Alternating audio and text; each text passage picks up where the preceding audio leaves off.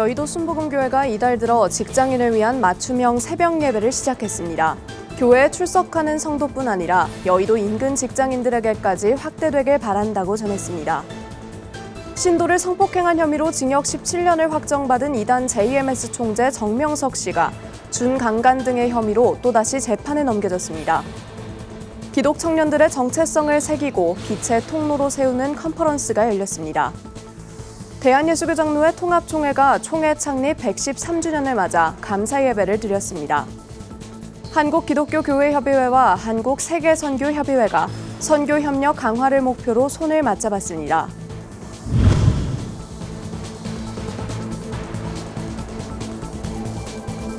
시청자 여러분 안녕하십니까? 구TV 뉴스입니다. 여의도 순복음교회가 이달부터 직장인들을 위한 맞춤형 새벽 예배를 시작했습니다. 기존 오전 7시 영상 예배를 6시 30분 현장 예배로 바꾸고 간단한 아침 식사를 제공하며 직장인들이 출근하기 전 예배에 참석하도록 돕고 있는데요. 한국교회 새벽 영성의 전통을 이어가면서도 시대에 맞춘 예배 형식으로 주목받고 있습니다. 보도에 배보경 기자입니다. 대한민국의 새벽 영성을 책임져온 여의도 순복음교회가 이달부터 직장인을 위한 맞춤형 새벽 예배를 시작합니다. 기존 오전 7시였던 2부 예배 시작 시간을 오전 6시 30분으로 앞당겨 출근하는 직장인들이 예배에 참석한 후 아침 식사까지 할 수 있도록 기획했습니다. 여의도 주변에 이제 출근하는 직장인들이 어떻게 하면 하루를 시작하면서 예배를 드리고 시작할 수 있을까를 고민을 하다가 예배 후에 간단한 조식을 준비를 해서 그 조식을 통해서 말씀 묵상도 하고 교제도 하는 그런 시간을. 새벽 예배 변화의 첫날, 갑작스런 호우에도 현장에는 200여 명의 성도들이 모였습니다. 기존 2부 새벽 예배가 영상으로 진행됐던 것과 달리 개편 후에는 현장성을 강조하며 설교자가 직접 강단에 올랐습니다.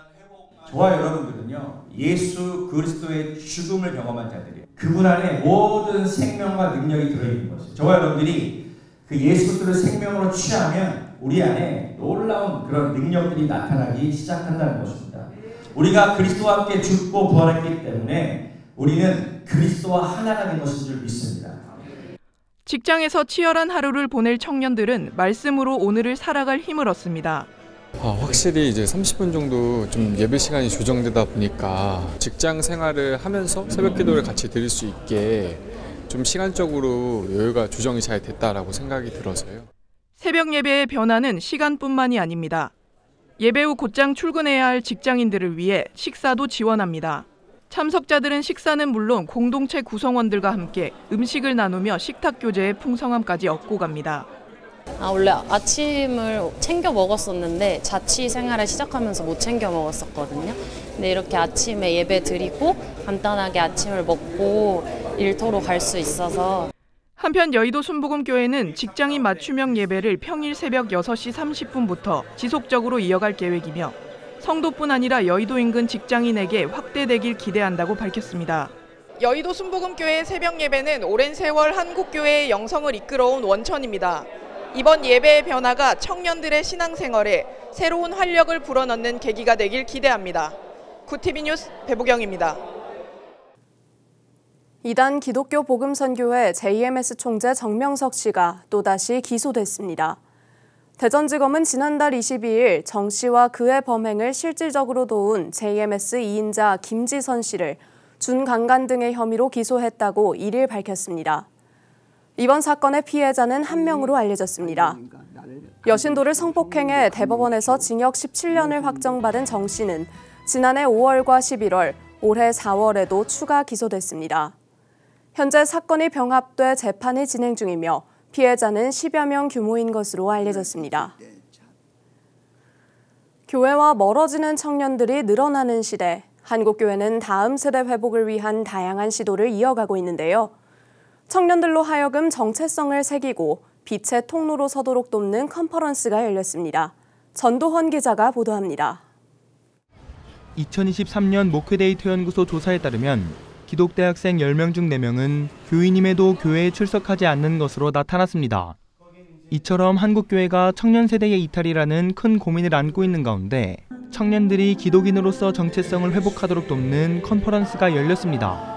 도심 속으로 계속해서 하루하루의 예배를 통해서 우리가 하나님의 그 말씀을 회복하고 정체성을 회복하고 빛을 회복함으로써 어둠의 이 땅 가운데 그리고 너무 힘든 이 청년의 세대에 정말 하나님의 말씀과 복음을 전하는 역할로 그렇게 다시 한번 우리가 바로 서자라는 의미를 담아서 너희는 세상의 빛이라를 주제로 진행된 이번 컨퍼런스에서는 크리스천의 정체성과 빛의 사명을 강조하는 메시지가 선포됐습니다.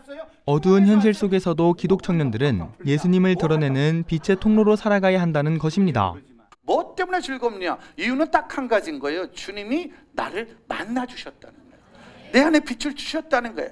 빛 대신 여러분들을 통해서 다시 한번 빛 대신 예수님이 전해지는 통로로 쓰임받기를 축복합니다.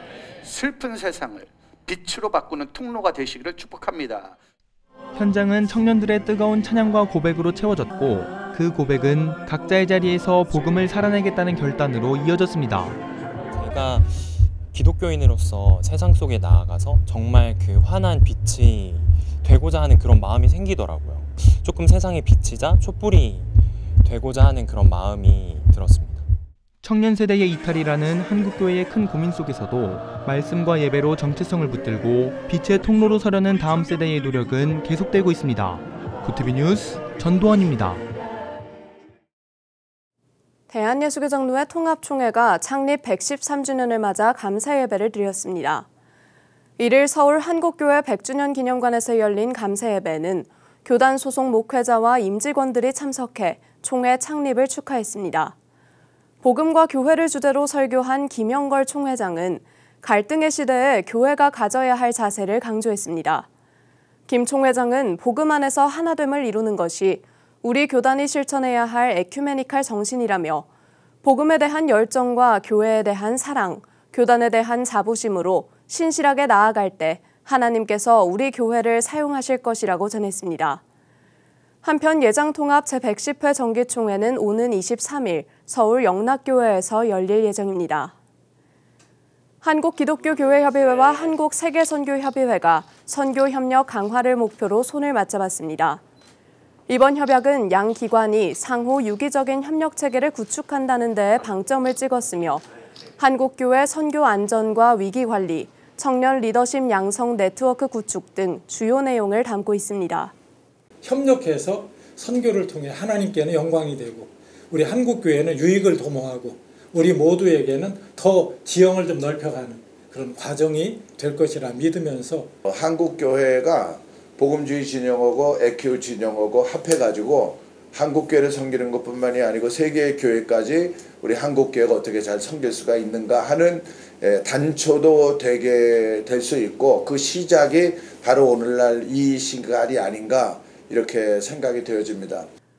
양 기관은 이번 협약을 계기로 한국교회의 선교 역량을 높이고 국제사회 속 교회의 역할을 확장해 나가기로 했습니다. 구티비 호남 전북본부에서 보내온 소식입니다. 한국선교신학회가 전북 완주군 삼내 하리교회에서 제4차 정기학술대회를 열고 신뢰를 회복하는 선교를 위한 다양한 선교신학적 방안을 모색했습니다. 환영사에서 한국선교신학회 김칠성 회장은 그동안 우리 학회는 신학적으로 성찰하고 실천적인 대안을 제시하기 위해 노력해왔다며 이 학술대회가 그 결실을 나누고 새로운 지평을 열어가는 자리가 될 것이라고 비전을 전했습니다. 이날 참석자들은 토론을 통해 한국 선교가 나아갈 방향을 함께 고민했습니다.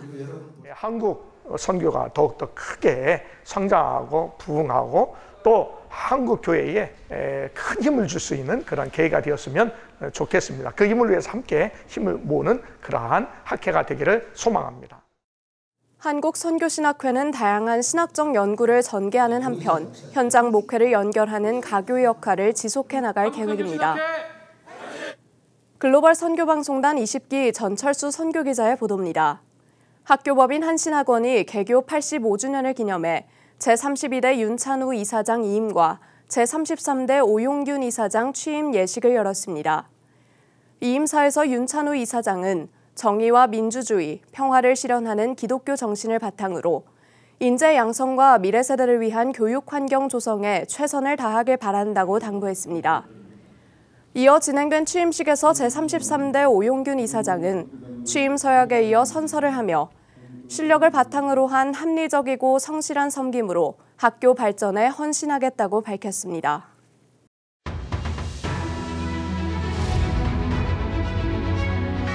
오늘의 이슈 포커스입니다.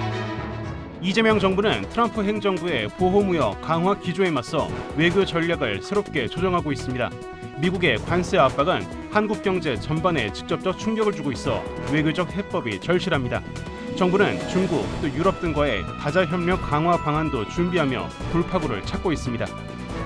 정부가 15년 만에 재개했던 대북 라디오 방송을 최근 중단했습니다.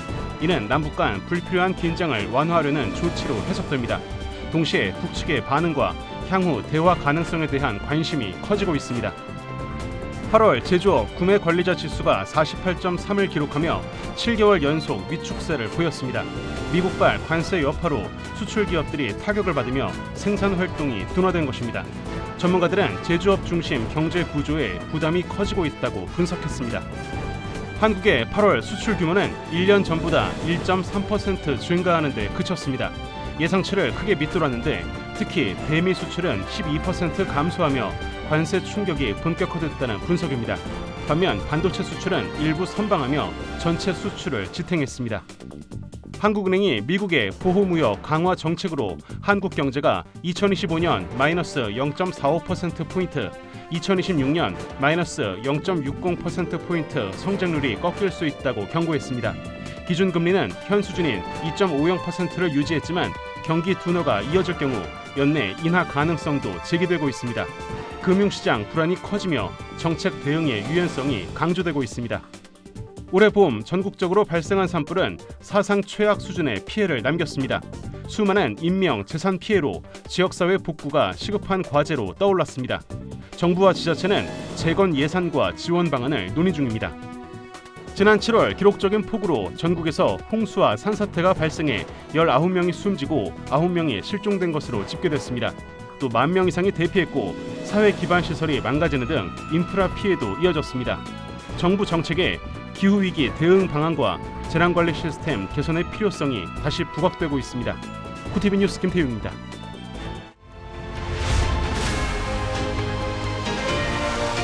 쿠티비 월드와이드입니다.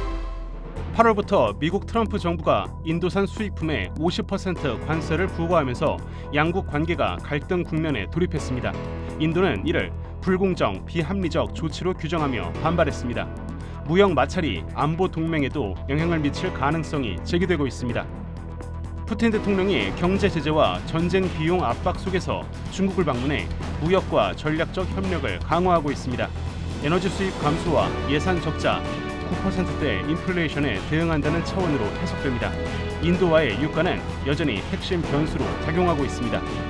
상하이 협력기구 SCO 회담에서 중국과 러시아는 미국 중심의 국제 질서에 대한 대안을 모색하며 글로벌 남북 국가들과의 연대를 강조했습니다. SCO는 중국, 러시아, 인도 또 파키스탄 등 9개 정식 회원국과 대화 파트너국까지 포함하면 20여 개국이 참여하고 있으며 SCO 회담은 중국과 러시아가 중심이 돼 다급 세계 질서를 강조하는 대표적인 국제안보 경제협력 정상회의입니다. 구글이 전 세계 25억 Gmail 사용자에게 비밀번호 변경 권고를 담은 데이터 유출 경고를 발령했습니다. 보안 사고의 범위와 원인은 아직 공개되지 않았습니다. 사용자 신뢰 회복이 과제로 떠올랐습니다. 2025년 5월부터 캄보디아와 태국 국경에서 무력 충돌이 지속되고 있습니다. 이런 가운데 수백 명의 사상자와 수만 명의 피난민이 발생했고 그 피해는 더욱 커질 우려도 제기되고 있습니다. 이에 더해 아직 군사적 긴장이 완화되지 않고 있어 지역 안보 불안 요소로 작용하고 있습니다. 가자지구에서 전체 인구가 고도의 식량 불안에 직면했으며 일부 지역은 기근 상태에 진입한 것으로 알려졌습니다. 또 9월 말까지 기아에 해당하는 인구가 급증할 것이란 우려도 높아지고 있습니다. 이 같은 문제를 해결하기 위해 국제사회 차원의 즉각적인 대응이 필요하다는 주장이 힘을 얻고 있습니다. 쿠티비 뉴스 김태윤입니다.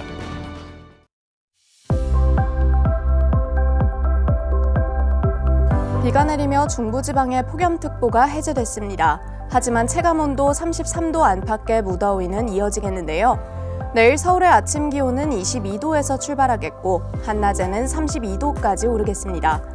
다가오는 주말 중부와 호남을 중심으로 또 한 차례 비가 내릴 전망입니다. 이어서 전국 날씨입니다. 내일 한낮 최고 기온은 서울 32도, 강릉 29도가 예상됩니다. 남부지방의 경우 대구와 광주 31도, 부산은 32도를 보이겠습니다. 날씨였습니다. 여의도 순복음교회에서 직장인의 출근 시간을 고려해 예배 순서를 조정함으로써 신앙과 일터의 삶을 연결하는 통로를 마련했습니다. 이는 교회가 현실적 필요에 맞춘 맞춤형 목회를 시도하는 사례인데요. 직장인들이 신앙생활을 지속하면서도 삶의 리듬 속에서 신앙적 힘을 얻도록 돕는다는 의미가 있습니다. 이상으로 뉴스를 마칩니다. 함께해 주신 여러분 고맙습니다.